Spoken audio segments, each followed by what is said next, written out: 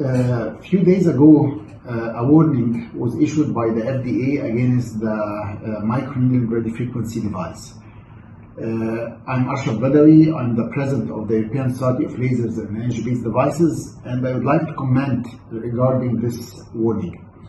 The microneedling radiofrequency is a technology which has been in the market for more than 15 years. It's actually one of the excellent technologies, provided it is used well.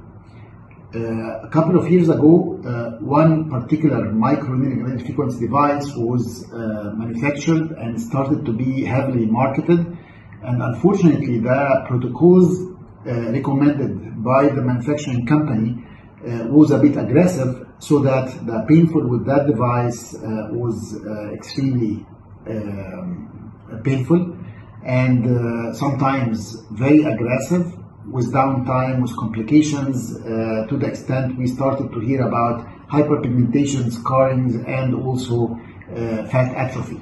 And maybe this is behind the warning from the FDA. Having said that, it is very important to know that any technology, any energy-based devices, if used properly, with good training, with good devices, it is going to be safe.